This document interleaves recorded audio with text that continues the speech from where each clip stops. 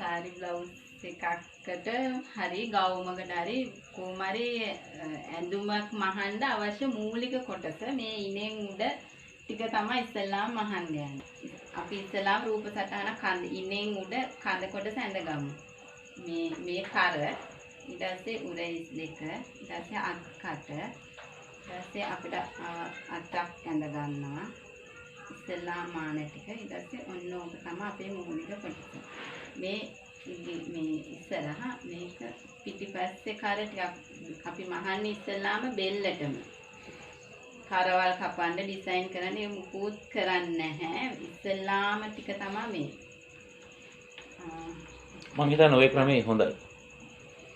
නියමයි. මේ අපි දැන් මේ සමහර අයගේ ඉනවල් හොයන්න බෑ. ඒ නිසා අපි මේ කටියකින් චුට්ටක් ඉන කැඩෙන තැන වෙන් වෙන තැන ඕනම කෙනෙක්ගේ මෙන්න පළමුවෙන් පපුව ගන්නවා 32යි. ඊට පස්සේ ඉන්න 26යි. දෙක හරියි.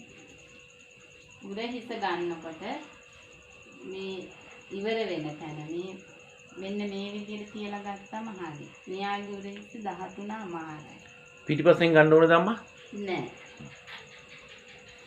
13මාරයි. අනිත් මිම්ම ගන්නකොට මේ අත්කට තියෙනවනේ අත්කටේ මේ මෙතන මැද්ද. මේක අපි ඔයාලට ලේසි ඕනනම් අත්කටේ මැද්ද සාමාන්‍යයෙන් 6ක් විදිහට තමයි ගන්නෙ. උරහිසේ බෙල්ලේ උරහිසේ ඉඳලා අත්කට මැද්ද ගන්නෙ අඟල් 6ක් පාටි. ඒක සාමාන්‍යයෙන් හැමෝම ගොඩාක් අයට පොදු මිම්මක්. කට මේ තියෙනවනේ. මෙන්න මෙතන තමයි හැමෝගෙම මිම්ම ගන්නකොට ගන්නෙ.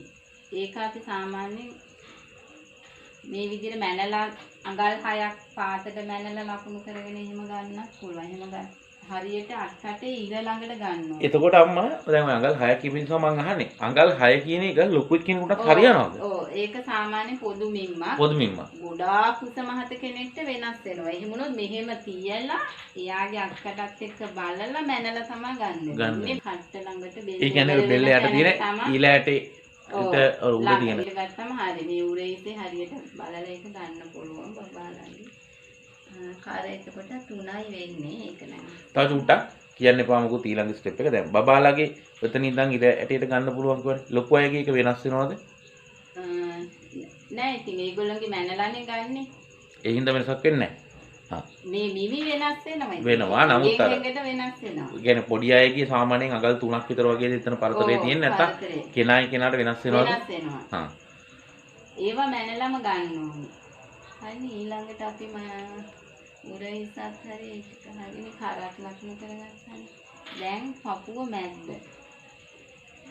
හැම වෙලේම හරියට උරහිසට මේ ටේප් එක තියාගෙන පපුව මැද්ද. තුලට හොඳට බර කරලා තද කරලා මේ ඉන අපි පටිය බැන්දේ. ඔව්. මෙන්න මේ ඉනට ගන්නවා මිම්ම. දැන් අපි මහන්නේ මෙතනින් උඩ ටිකනේ. හරි.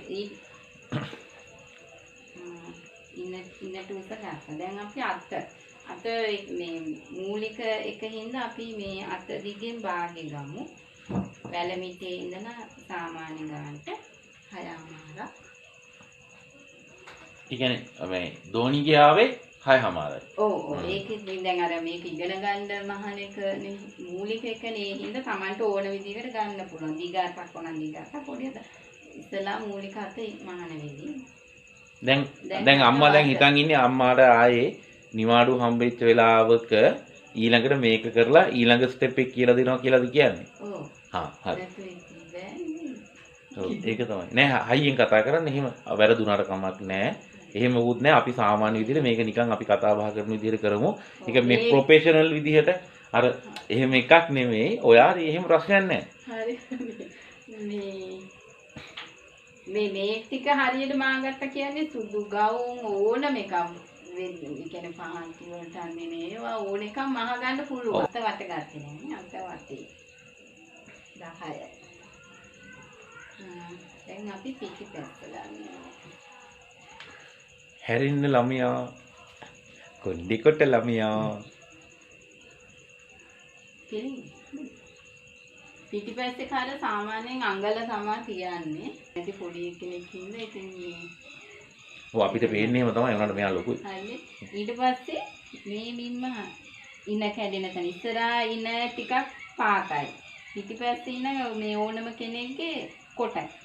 ටික උඩින් යන්නේ ඉස්සරහා 15යි පිටිපස්සට එන්නේ 17. ඉස්සරහා මෙතන මේ දැන් මෙහෙම ගන්නකොට මෙතනින් කැඩිලා යනවනේ ඇතුළට. එතකොට ඉස්සරහා ඉන උස වැඩි. හරි. පිටිපස්ස කෙලින්මනේ.